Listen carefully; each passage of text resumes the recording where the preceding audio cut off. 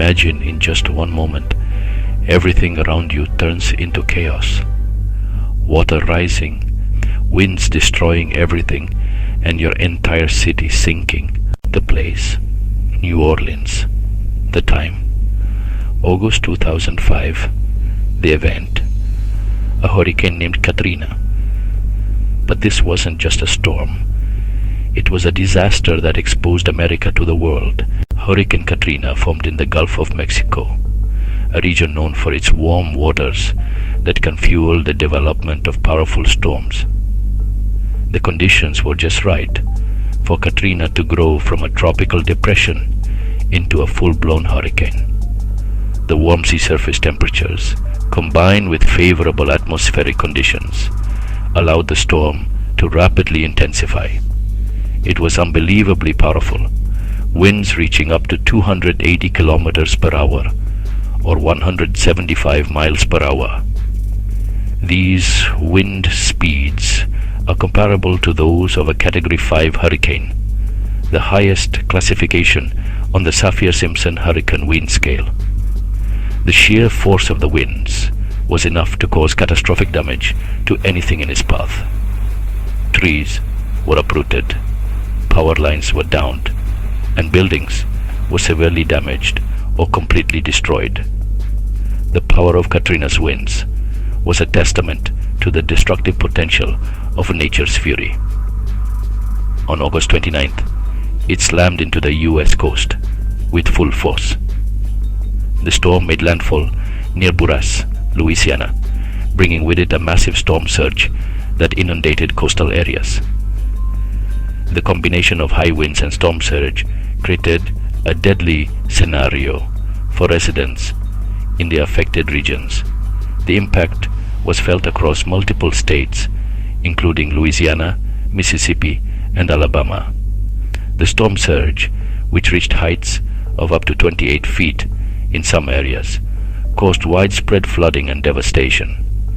The force of the water was so powerful that it breached levees and flood walls, leading to catastrophic flooding in New Orleans. Homes were destroyed, streets flooded, and entire communities were left in ruins. The destruction was overwhelming, with thousands of homes and businesses completely wiped out. The floodwaters inundated neighborhoods, turning streets into rivers and making it nearly impossible for residents to escape. The damage to infrastructure was extensive, with roads, bridges, and utilities all suffering significant damage. The aftermath of the storm left a landscape of devastation and despair, with many people losing everything they owned. But the real tragedy struck New Orleans. The city's unique geography, with much of it lying below sea level, made it particularly vulnerable to flooding. When the levees and flood walls failed, the city was quickly overwhelmed by water. Entire neighborhoods were submerged, and residents were forced to seek refuge on rooftops and in attics. The rescue operations that followed were massive in scale, with thousands of people needing to be evacuated from the flooded areas. The response to the disaster was criticized for being slow and inadequate, leaving many people stranded without food, water, or medical care for days. The human toll of the disaster was immense, with over 1,800 lives lost and countless others forever changed by the storm. The legacy of Hurricane Katrina is a stark reminder of the power of nature and the importance of preparedness and resilience in the face of such devastating events. The levees that were supposed to protect the city of New Orleans, those massive concrete and earthen barriers built over decades to keep the surging waters of the Mississippi River and Lake Pontchartrain at bay, collapsed under the relentless force of Hurricane Katrina. For years, engineers and city officials had warned that the levee system was vulnerable, that it might not withstand a direct hit from a powerful storm. But few could have imagined the scale of the disaster that would unfold when those warnings became reality. As the hurricane's winds battered the city and the rain poured down in sheets, the levees began to fail, one after another, in a catastrophic chain reaction. The water, once held back by human ingenuity, now surged forward with unstoppable force, pouring through the breaches and flooding entire neighborhoods in a matter of hours. In the aftermath, the city was transformed almost beyond recognition. From the air, New Orleans looked like a vast, murky lake, with only the tops of houses, street signs, and trees poking above the water's surface. 80% of the city was submerged. An unimaginable expanse of water stretching as far as the eye could see. Streets that had once bustled with life were now silent and empty, hidden beneath several feet of filthy, debris-filled floodwater. The iconic neighborhoods of the city, the French Quarter, the lower Ninth Ward, Gentilly, Lakeview, were all affected, some more severely than others. The water moved quickly, swallowing homes, businesses, schools, and churches, erasing the familiar landscape and leaving behind a scene of utter devastation. As the floodwaters rose, thousands of residents found themselves trapped in their homes, unable to escape the rising tide. Many had ignored evacuation orders, believing the storm would pass or that the levees would hold. Others simply had nowhere to go, no car, no money, no family outside the city. When the water began to pour in, they scrambled to higher ground, climbing into attics or onto rooftops, desperate to stay above the flood. From above, helicopters captured haunting images of people waving frantically for help, spelling out SOS with bed sheets, or huddling together on tiny patches of dry roof. For days, these stranded survivors waited, exposed to the scorching sun by day and the chill of night, with no food, no clean water, and no way to communicate with the outside world. The human suffering was overwhelming. Families were separated in the chaos, parents clinging to the children, not knowing if help would ever arrive. The air was filled with the sounds of distress, people screaming for rescue, children crying from hunger and fear, the elderly moaning in pain or confusion. The heat was oppressive, and the stench of sewage and decay grew stronger with each passing hour. Some people tried to swim to safety, braving the filthy, debris-choked water, but many were swept away by the current or overcome by exhaustion. Others waited, hoping that someone, anyone, would come to their aid. The sense of abandonment was palpable, as if the entire city had been forgotten by the outside world. Among the most vulnerable were the elderly and the infirm, many of whom were unable to move on their own. In nursing homes and hospitals, patients were left stranded as the water rose, their caregivers overwhelmed or forced to evacuate. Some elderly residents were trapped in their homes, unable to climb to safety or call for help. Neighbors did what they could, but resources were scarce and the danger was everywhere. The stories that emerged in the days and weeks after the storm were heartbreaking, of people who died waiting for rescue, of families who lost loved ones, of communities torn apart by tragedy. The images of helpless elderly people, stranded and alone, became a symbol of the disaster's human toll. And what of the government response? In the critical hours and days after the levees collapsed, help was slow to arrive. Local officials were overwhelmed, their resources stretched to the breaking point. State and federal agencies struggled to coordinate their efforts, hampered by confusion, bureaucracy, and a lack of preparation. Promises of aid and rescue were made, But for many, those promises came too late.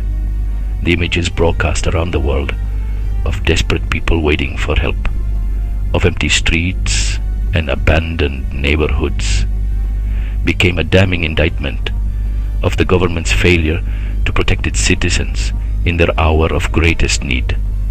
The response was unprepared, disorganized, and tragically delayed. Rescue teams arrived days after the worst of the flooding, by which time many had already perished or suffered irreparable harm. Supplies of food, water, and medicine were slow to reach those who needed them most. Shelters were overcrowded and under-resourced, and communication between agencies was often non-existent. The sense of frustration and anger grew with each passing day, as survivors and their families demanded answers and accountability. In the end, the collapse of the levees was not just a failure of engineering, but a failure of leadership, a disaster that exposed the deep inequalities and vulnerabilities of a city and a nation unprepared for the storm that changed everything. In a country that claims to be the most powerful in the world, a nation that has long prided itself on its wealth, its technological prowess, and its ability to respond to crises both at home and abroad. The events that unfolded in New Orleans during Hurricane Katrina exposed a deep and painful contradiction. The United States, a country that sends astronauts to the moon, that leads the world in military spending, and that often positions itself as a global leader in humanitarian aid, was suddenly brought to its knees by a natural disaster within its own borders. The images that emerged in the days following the storm were shocking, not just to Americans, but to people all over the world. On live television, millions watched as American citizens, men, women, and children, were left stranded on rooftops, waving makeshift flags and desperate signs, pleading for rescue. In the sweltering heat, with floodwaters rising around them, people waited for days without food, without clean water, and without any sign that help was on the way. The world saw elderly residents, some in wheelchairs, some too frail to move, sitting in the open air, exposed to the elements, their faces etched with fear and exhaustion. In the New Orleans Convention Center and the Superdome, thousands of evacuees huddled together, hungry, thirsty, and increasingly desperate as supplies ran out and conditions deteriorated. The basic necessities of life, water, food, shelter, medical care, were suddenly out of reach for so many, and the sense of abandonment was palpable. The suffering was not hidden. It was broadcast in real time, unfiltered, into living rooms across the globe. As the days dragged on and the situation grew more dire, the world began to ask questions that cut to the heart of America's identity. How could a nation that spends billions of dollars each year on its military, that maintains a presence in far-flung corners of the globe, be so slow to respond to a disaster at home? How could the same country that launches massive relief efforts for earthquakes, tsunamis, and famines in other countries fail to provide food and water to its own citizens in a time of need? International news outlets ran headlines that were both incredulous and critical. Images of American military operations overseas were juxtaposed with scenes of chaos and suffering in New Orleans, highlighting a stark contrast between the country's global ambitions and its domestic failures. Commentators from Europe to Asia questioned whether the United States had lost its way, whether its priorities were misplaced, and whether its leaders truly understood the scale of the crisis unfolding in their own backyard. The question echoed around the world and within America itself. How could this happen here? How could the richest, most technologically advanced nation on earth, failed to save its own people in a single city? The answer, as it became clear, was not simple. It was a story of government mismanagement, of bureaucratic red tape, of poor planning and slow response. It was a story of deep-seated inequalities, of poverty, of race, of neighborhoods long neglected and left vulnerable.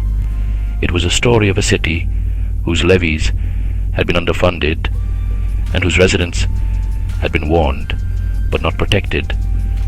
And it was a story of ordinary people, neighbors, volunteers, first responders who stepped up when official help was nowhere to be found. In the aftermath of Katrina, the world saw not just the failure of a government, but the resilience of a community. Yet the scars of that failure remain, a stark reminder that even the most powerful nation can falter when it forgets to care for its own. The images of Neos, Orleans underwater, of families torn apart, of lives lost and homes destroyed, continue to haunt the American conscience. They serve as a warning and as a call to action. That true strength is measured not by what a nation can do abroad, but by how it protects and uplifts its people at home. The result? Over 1,800 lives lost, 500,000 displaced, and billions of dollars in damage. Hurricane Katrina wasn't just a natural disaster. It was a test. And it showed the world that even America isn't always ready. If this story moved you, subscribe for more true stories that change the world, hit the like button, and tell me in the comments. Should the next video be about the 2010 Haiti earthquake or the Australia wildfires?